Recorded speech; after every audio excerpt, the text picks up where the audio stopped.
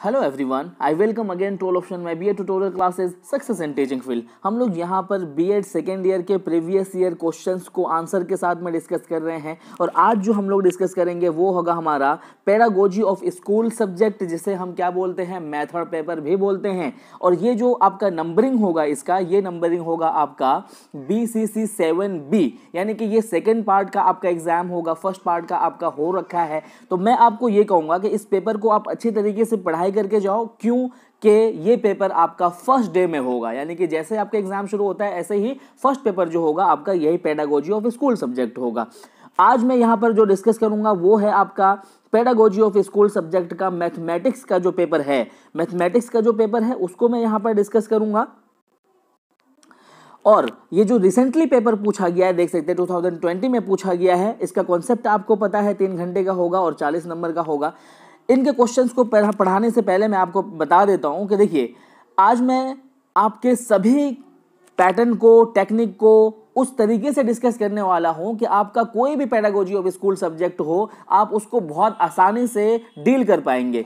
क्योंकि जिस टाइप्स के क्वेश्चन इसमें पेडागोजी ऑफ स्कूल सब्जेक्ट में पूछे जाते हैं वो सारे टाइप्स को मैं आज डील करने वाला हूं। और मैं एक सजेशन दूंगा आपको कि आप अगर इस पेपर के लिए कोई किताब खरीदना चाहते हैं तो मैं आपको कहूंगा कि आप मत खरीदें, आप पैसे खर्च ना करें इसके लिए, क्योंकि इसमें सिंपल से क्वेश्चन पूछे जाते हैं। प्रीवियस ईयर के क्वेश्चंस को देख करके उनको डील करके आप बहुत आसानी से अपना आंसर इफेक्टिव लिख पाएंगे। देखते हैं इनका क्वेश्चन किस तरीके से है, समझते हैं। आज पहला क्वेश्चन देखते हैं यहाँ पर क्या है।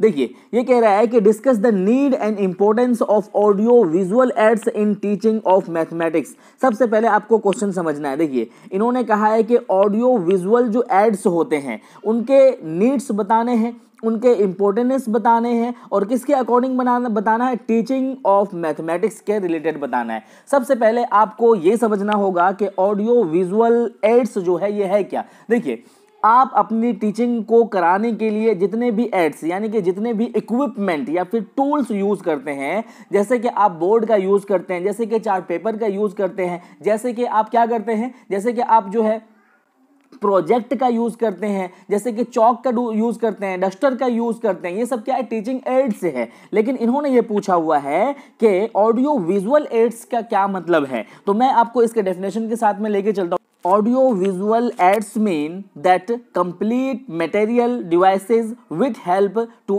students subject matters in classroom or other teaching experiences such as books, DVD, objects, computer, picture, map। जैसे कि कहने का क्या मतलब है कि हमारा जो ऑडियो विजुअल एड्स होता है, जहां पर हम ऑडियो यानी कि हेयरिंग करके, विजुअल यानी कि देख करके, दोनों चीजों को मिला करके जब हम कोई चीज सीख रहे होते हैं तो हम बहुत ज्यादा इफेक्टिवली सीख रहे होते हैं। सपोज दैट कि अगर मैं बात करूं कि साइकोलॉजिस्ट ने यह बताया है कि बच्चा जब किसी चीज को रीड करता है तो वो कितना % सीख रहा होता है, 10% सीख रहा होता है। जब वो क्या करता है, बच्चा जब किसी चीज को हेयरिंग करता है, सुनता है, तो वो सिर्फ कितना सीख रहा होता है, 20% सीख रहा होता है। और बच्चा जब किसी चीज को देख रहा होता है, यानी कि सी देख रहा होता है, तो वो कितना % सीखता है, सिर्फ 30% सीख रहा होता है।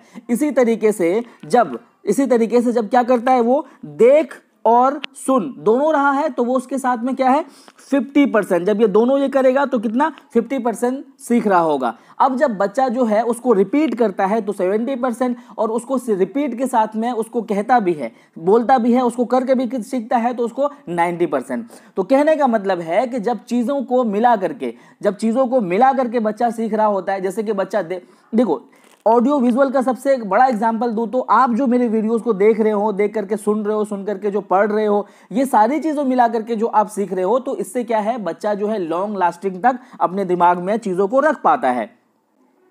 तो इस हिसाब से हम क्या कह सकते हैं, so that we can say that teaching aids are audio visual aids are added devices that help the teacher to creativity and conceptual classroom. ठीक है, यानी कि हम अपने क्लास को बहुत ज़्यादा इफेक्टिव बनाने के लिए जिन चीज़ों को यूज़ करते हैं वो उसको हम क्या कहेंगे, ऑडियो विजुअल। और उसमें क्या, ऑडियो में क्या, हेयरिंग आ जाएगा, विजुअल देखने से आ जाएगा। तो इस माध्यम से जब हम चीज़ों को क्या करते हैं, सिखाते हैं, तो उसको ऑडियो विजुअल बोलते हैं। अब ये कह रहे हैं कि इसके नीड्स के बारे में बताओ। देखो, आज के डेट में अगर बात करूँ तो इसकी नीड्स बहुत ज़्यादा है, क्योंकि कल के डेट में सिर्फ लेक्चर मेथड से पढ़ाते थे, तो आज के डेट में ये कहा जाता है नहीं, बच्चे को डूइंग मेथड है ना, डूइंग लर्निंग बाय डूइंग के थ्रू से, या फिर बच्चों को दिखा करके, बच्चों को सिखा करके, यही वजह है कि ऑनलाइन क्लासेस आपको बहुत सारी प्रोवाइड कराई जा रही है, ठीक है ना। इससे जो इसका जो है इंपॉर्टेंटनेस पे अगर बात करेंगे तो इसमें क्या हो जाएगा, बच्चा ज़्यादा मोस्ट मोटिवेटेड होगा, है ना, उसका अटेंशन बहुत ज़्यादा हो जाएगा, एक्टिव बहुत ज़्यादा रहेगा वो क्लास में, है ना, क्लियर इमेज आ जाएगी उसके सामने, क्योंकि ऑडियो विजुअल में क्या होता है, सुन भी रहा है और इमेज भी देख रहा है, विजुअल यानी कि देख भी रहा है, तो इस हिसाब से वो इसकी जो इमेज है, जो समझदारी है, वो क्या हो जाएगा, वो पूरी तरीके से उसके सामने जो है क्लियर हो जाएगी। तो इस तरीके से आप इसको समझा सकते हैं, इसको बता सकते हैं। तो आई होप कि ये आपको समझ में आया होगा। और इसको आप किससे जोड़ देंगे, मैथमेटिक्स से जोड़ देंगे, टीचिंग ऑफ मैथमेटिक्स, क्योंकि मैथमेटिक्स को पढ़ाने के लिए बहुत ज़्यादा चीज़ों की ज़रूरत होती है। तो इसके बगैर, अगर ऑडियो विजुअल के बगैर आप सिखाते हैं तो बच्चा बहुत ज़्यादा इफेक्टिव होकर के नहीं सीखेगा। आई होप कि ये समझ में आया होगा आपको। देखते हैं नेक्स्ट क्वेश्चन में क्या कहा जा रहा है। जो दूसरा क्वेश्चन है, ये दूसरा क्वेश्चन यहाँ पर कह रहे हैं कि discuss the role mathematics laboratory in teaching of mathematics at the secondary stage. ठीक है, सेकेंडरी स्टेज के बारे में इन्होंने कोरिलेट कर दिया है। बट सबसे पहले आपको समझना है कि मैथमेटिक्स लेबोरेटरी, ठीक है, मैथमेटिक्स लेबोरेटरी का क्या मतलब होता है और इसका जो क्या कहते हैं कि रोल है, मैथमेटिक्स के लेबोरेटरी का जो रोल है वो क्या क्या रोल है और किस किस तरीके से यूज होता है। देखो, according to new system of mathematics teaching, student are given concept through example, discussion, demonstration and then they are diverted to solve problem. कहने का क्या मतलब है कि मैथमेटिक्स एक ऐसा सब्जेक्ट है जिसको समझाने के लिए बच्चे को, अगर जब तक आप एग्जाम्पल से नहीं समझाएंगे, डिस्कशन से नहीं समझाएंगे, डेमोन्स्ट्रेशन से नहीं समझाएंगे, तो बच्चा बहुत इफेक्टिव तरीके से नहीं सीख पाएगा। और इन चीज़ों को प्रैक्टिकली वे में बच्चों को कराने के लिए, बच्चों को सिखाने के लिए आपको किसकी रिक्वायरमेंट होगी, लेबोरेटरी की रिक्वायरमेंट होगी, जहां पर बच्चे को अपने लेवल पर करके सिखाने की क्या कहते हैं अपॉर्चुनिटी दी जाएगी, ताकि वो अपना जो प्रॉब्लम है अपने एक्सपीरियंसेस से खुद भी उसको सॉल्व कर सके। ठीक है, इतना सिंपल है। अब इससे क्या हो जाएगा ना कि इससे जो क्या मैथमेटिक्स क्या हो जाएगा, ज्यादा इंटरेस्टेड बन जाएगा, ठीक है, और ज्यादा मीनिंगफुल बन जाएगा। ये कह रहे हैं ना कि रोल क्या होता है, तो ऑब्वियसली अगर आप अपने मैथमेटिक्स को ज्यादा मीनिंगफुल, इंटरेस्टेड, इफेक्टिव बनाना चाहते हैं तो मैथमेटिक्स को पढ़ाने के लिए लेबोरेटरी का इस्तेमाल करना, यूज करना बहुत जरूरी है। तो आई होप कि ये भी आपको समझ में आया होगा। देखते हैं नेक्स्ट क्वेश्चन में क्या कहा जा रहा है। तीसरा क्वेश्चन जो है वो ये कह रहे हैं कि what do you understand by micro teaching in mathematics, explain the characteristics of micro teaching. ठीक है, 3 पॉइंट है इसमें। माइक्रो टीचिंग यानी कि सूक्ष्म शिक्षण के बारे में आप क्या समझते हैं, इसके कैरेक्टरिस्टिक्स को बताओ, और इस माइक्रो टीचिंग को मैथमेटिक्स के साथ में कैसे प्रयोग में ला सकते हैं उसको बताओ। ठीक है, इससे पहले भी मैंने माइक्रो टीचिंग के अकॉर्डिंग आपको बताया है कि ये इंपॉर्टेंट है। देखो, lesson plan, unit plan and micro teaching ऐसे याद होना चाहिए जैसे आपको याद होता है कि आपके हाथों में कितनी उंगलियां हैं। ठीक है ना, तो ऐसे आपको याद होना चाहिए। मैं कुछ कॉन्सेप्ट बताऊंगा, अदरवाइज इसकी वीडियो जो है मेरे चैनल पे भी पड़ा हुआ है। मैं यहाँ पर एक फुल्ली कॉन्सेप्ट दूंगा, अगर थोड़ा सा भी आपको आता है तो आप बहुत आसानी से लिख पाएंगे। देखिए, इसको हिंदी में क्या बोलेंगे, सूक्ष्म शिक्षण बोलेंगे।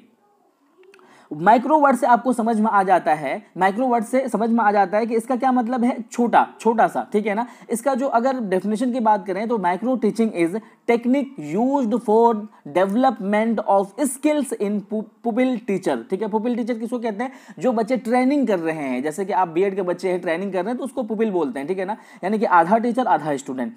तो उन बच्चों को पढ़ाने के लिए, सिखाने के लिए हम क्या करते हैं, माइक्रो टीचिंग का यूज करते हैं। अब जो ये माइक्रो वर्ड है, ठीक है, माइक्रो जो वर्ड है, MICRO, माइक्रो जो वर्ड है, इसके माने क्या है, सूक्ष्म यानी कि छोटा सा। तो इसमें क्या होता है, इसमें यह होता है कि अगर आप क्लास के साइज की बात करें तो आपके क्लास में कितने बच्चे होंगे, 5 से 10 बच्चे होंगे। ठीक है, इस यानी कि छोटा कर दिया। जहां पर आपके क्लास में अगर बात करें तो 30 से 35 बच्चे होते हैं जहां पर एक टीचर पढ़ा सकते हैं। लेकिन यहां पर क्या होता है, यहां पर यह होता है कि आपका जो क्लास का साइज होता है वो कम कर दिया जाता है। 5 से 8 बच्चे, 10 बच्चे रहेंगे। उसके अलावा टाइम की भी अगर बात करें, टाइम भी कम कर दिया जाता है। जनरली अगर बात करेंगे तो 45 या 35 मिनट की आपकी क्लास होती है, लेकिन माइक्रो टीचिंग में पढ़ाने के लिए आपको 6 से 5 से 10 मिनट या 6 मिनट, कम से कम 6 मिनट। वैसे अगर सारे स्किल को पढ़ाने की बात हो तो कितने मिनट्स की बात होती है, उसमें बात होती है 36 मिनट्स की, है ना। तो लेकिन यहाँ पर जो एक स्किल पे बात करेंगे तो यहाँ पर सिर्फ 5 से 10 मिनट ले पाएंगे। बच्चे को मैंने बता दिया कितना बच्चा रहेगा और क्लास भी आपका क्या रहेगा, छोटा रहेगा।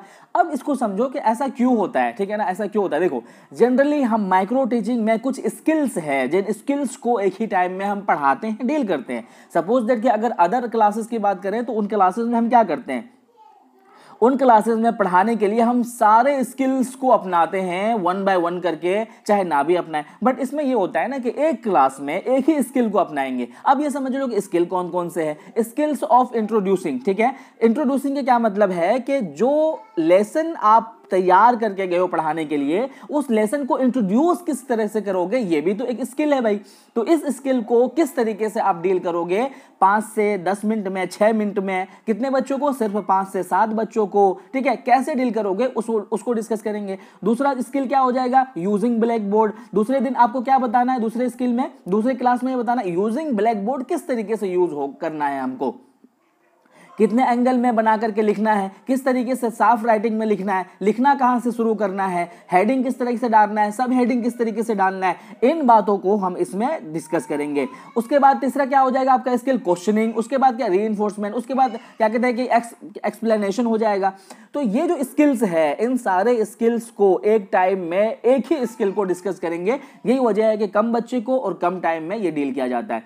अब एक बात और बता देते हैं कि इसकी जो प्लानिंग होती है, साइकिल ऑफ स्किल होती है या साइकिल ऑफ माइक्रो टीचिंग की बात करेंगे तो इसका क्या है, सबसे पहले क्या होता है, इसको हम प्लानिंग करते हैं, ठीक है। इसको क्या करते हैं, हम प्लानिंग करते हैं, फिर क्या करते हैं, टीचिंग करते हैं, फिर क्या करते हैं, फीडबैक। फिर इसको, ये जो साइकिल है ना, ये साइकिल जो है, ये साइकिल इसी तरह से घूमता है। सबसे पहले प्लानिंग करेंगे, फिर उसके बाद क्या करेंगे, टीचिंग करेंगे, उसके बाद में क्या करेंगे, फीडबैक लेंगे बच्चे से। अब जब बच्चे ने उस स्किल को नहीं सीखा है तो फिर से हम करेंगे रीप्लानिंग करेंगे, फिर से रीटीचिंग करेंगे और फिर से री फीडबैक लेते रहेंगे। तो ये है आपका माइक्रो टीचिंग, जिसको आप मैथमेटिक्स से कोरिलेट करके बहुत आसानी से समझा सकते हो। देखते हैं इस क्वेश्चन में क्या कहा जा रहा है। देखिए नेक्स्ट जो क्वेश्चन है आपका वो होगा आपका चौथा क्वेश्चन। चौथे क्वेश्चन में जो है ये कह रहा है कि what are the aims of unit plan in mathematics teaching, differentiate between unit plan and lesson plan. देखो लेसन प्लान तो आपको पता है, इससे पहले भी डिस्कस किया, यूनिट प्लान भी डिस्कस किया हुआ है, बट मैं आपको बताता हूँ। देखो यूनिट प्लान का क्या मतलब होता है, यूनिट प्लान का मतलब होता है कि पूरे यूनिट को ऑर्गेनाइज्ड फॉर्म में रखना। यानी कि सपोज दैट कि एक बड़ा सा यूनिट है ना, जैसे कि आप अगर देखेंगे टीचिंग एंड लर्निंग का एक बड़ा सा यूनिट है। अब उस यूनिट को कैसे आपको पढ़ाना है, किस चैप्टर को पहले शुरू के दिन में पढ़ाना है, किस चैप्टर को लास्ट के दिन में पढ़ाना है, आप पूरा जो प्लान बनाते हो कि पूरे हफ्ते में, पूरे वीक में, पूरे मंथ में मुझे इस पूरे यूनिट को यहाँ से शुरू करना है और फिर यहाँ पर आकर के ख़त्म करना है, इतना टाइम लेना है, उतने टाइम में इन सारी चीज़ों को डिस्कस कर देना है। ये सारी चीज़ें जब आप प्लान बना रहे हो तो यूनिट के अकॉर्डिंग, तो उसमें उसको क्या कहेंगे, यूनिट प्लान कहेंगे। यानी कि पूरे सब्जेक्ट को भी इसमें यूनिट प्लान करते हो। लेसन प्लान की बात करेंगे तो लेसन में क्या होता है, किसी एक लेसन को उठाते हैं, बट इसमें क्या होता है पूरे सब्जेक्ट को यूनिट वाइज बांट लेते हैं। एक तो होता है यूनिट, एक होता है सब यूनिट, इस तरह से बांट लेते हैं। उसको मैं और अच्छे से समझाऊंगा। इसमें हम पूरे करिकुलम को छोटे छोटे भागों में, इकाइयों में बांटते हैं। अब उनमें जो है सब इकाई में भी कर देते हैं। जैसे कि अगर हम यूनिट में 7 अजूबों को पढ़ेंगे तो सब यूनिट में उनके नाम आ जाएंगे, 7 अजूबों के। और उसके अलावा अगर लेसन के देखेंगे तो कोई टॉपिक उठाते हैं लेसन प्लान में और उसके अकॉर्डिंग उसमें डिस्कस करते चले जाते हैं। बट यूनिट प्लान में ये होता है कि कोई भी चैप्टर उठाया, सपोज दैट कि मैं अगर आपको पढ़ा रहा हूं नॉलेज के बारे में, तो नॉलेज का जो यूनिट है उस यूनिट में नॉलेज होगा। अब उसका सब यूनिट कैसे बढ़ जाएगा, definition of knowledge, characteristics of knowledge, क्या कहते हैं कि टाइप्स ऑफ नॉलेज, तो ये क्या हो जाएगा, सब यूनिट में बढ़ जाएगा। तो आई होप कि ये भी आपको समझ में आया होगा। इसको कोरिलेट कर देंगे आप, किससे कर देंगे, मैथमेटिक्स से कर देंगे, ठीक है ना। तो ये भी इजी है। देखते हैं नेक्स्ट क्वेश्चन में क्या कहा जा रहा है। जो पांचवा क्वेश्चन है, ये पांचवें क्वेश्चन में कह रहे हैं कि what is the importance of evaluation in mathematics teaching, explain the characteristics of good evaluation tool. देखो इवैल्यूएशन जो करते हैं, इवैल्यूएशन यानी कि मूल्यांकन जो करते हैं हम, चाहे मैथमेटिक्स का या करें या फिर किसी भी सब्जेक्ट का करें, उसका जो मूल्यांकन करते हैं ना, उसको मूल्यांकन करने की जो इंपॉर्टेंस है बहुत ज़्यादा है। सपोज दैट कि आप मैथमेटिक्स पढ़ा रहे हो, तो अगर आपने उसका मूल्यांकन नहीं किया, इवैल्यूएशन नहीं किया, उसको जांचा नहीं, मेजरमेंट नहीं किया, तो आपको कैसे पता चलेगा कि बच्चा कितना डेवलप कर रहा है। तो इंपॉर्टेंस की बात की करें अगर इवोल्यूशन की, तो बहुत ज़्यादा क्या कहते हैं कि ज़रूरी है, और इसके बहुत सारे टूल्स हैं। कभी हम मेजरमेंट करते हैं, कभी हम मूल्यांकन करते हैं, इवोल्यूशन करते हैं, कभी हम जो ऐसे टाइप क्वेश्चन करते हैं, कभी शॉर्ट टाइप क्वेश्चन कराते हैं, लॉन्ग टाइप क्वेश्चन कराते हैं, ऑब्जेक्टिव टाइप क्वेश्चन कराते हैं। इन सारे तरीकों से हम इवोल्यूएट करते हैं। तो ये कह रहे हैं कि इवोल्यूशन के इंपॉर्टेंस क्या है मैथमेटिक्स के कोरिलेट में। तो इवोल्यूशन तो बहुत ज़रूरी है, चाहे कोई भी सब्जेक्ट हो, ये भी आपको समझ में आया होगा। अब बढ़ते हैं, देखते हैं नेक्स्ट क्वेश्चन में क्या कहा जा रहा है। ये कह रहे हैं छठा क्वेश्चन जो है, what are the essay type examination in mathematics teaching, describe its merits and demerits. देखो सबसे पहले तो बताना है आपको कि एसे टाइप एग्जामिनेशन या फिर टेस्ट क्या होता है। एसे टाइप एग्जामिनेशन ये एक लिखित परीक्षा होता है, ठीक है। ये एक लिखित परीक्षा होता है जिसमें कि आप जो है अपना आंसर बहुत विस्तार से, बहुत ब्रीफ तरीके से लिख रहे होते हो। यहाँ पर जो है आपको पूरा छूट मिला होता है कि आप जो है पूरी बातें इसमें लिखो हर तरीके से, ठीक है ना। इतना समझ में आ गया। अब ये कह रहे हैं कि ऐसे टाइप क्वेश्चन एग्जामिनेशन जो होते हैं ना, उसको आपको मेरिट्स एंड डिमेरिट्स बताना है, ठीक है। इससे और क्लियर हो जाएगा। मेरिट्स की अगर बात करेंगे तो मेरिट्स में ये आ जाता है कि इसमें आपको बहुत विस्तार पूर्वक लिखने के लिए दिया जाता है, ठीक है। दूसरा मेरिट क्या हो जाएगा, इसमें जो लिखन की जो शक्ति होती है वो बहुत विकास हो जाता है, ठीक है। और इसमें जो है तीसरा पॉइंट क्या हो जाएगा, इसमें अनुमान के आधार पर नहीं लिख सकते हैं, बल्कि जो चीजें आपको एग्जैक्ट देखा गया है, पढ़ाया गया है, किताब में है, वही सारी चीजें इसमें लिख सकते हैं। तो ये 3-4 पॉइंट है। डिमेरिट इस तरह से बन जाएंगे कि इसमें क्या होता है ना कि कोई भी चीज विस्तार पूर्वक लिखो, तो विस्तार पूर्वक लिखने के लिए आपको विस्तार पूर्वक पढ़ना भी तो पड़ेगा ना, तो ये जो है बहुत टफ हो जाता है। इसमें जो है लिखन शक्ति बढ़ती है, सिर्फ जो आपका जो है एप्टीट्यूड है, कॉन्सेप्ट है, वो एक्सपीरियंस है, वो नहीं बढ़ता है, क्योंकि यहाँ पर सिर्फ आप लिख रहे हो, दिमाग नहीं लगा रहे हो, तो ये डिमेरिट्स हो जाएगा। इसमें कहा जाता है अनुमान के आधार पर नहीं लिख सकते हो, सिर्फ आपने जो पढ़ा है उसका जो डेफिनेशन है वही लिख सकते हो। तो यहाँ पर क्या हो जाता है कि जो बच्चे की मानसिक जो क्षमता है ना, वो कहीं ना कहीं थम जाती है। तो ये सारे जो है मेरिट्स डिमेरिट्स आप बहुत आसानी से लिख पाओगे। आई होप कि ये वीडियो भी आपको समझ में आया होगा। आपका जो भी पेपर हो, पेडागोजी ऑफ स्कूल सब्जेक्ट का जो भी पेपर हो, आप कमेंट सेक्शन में लिखें, वो मैं आपको प्रोवाइड करा दूंगा। Thank you so much video देखने के लिए।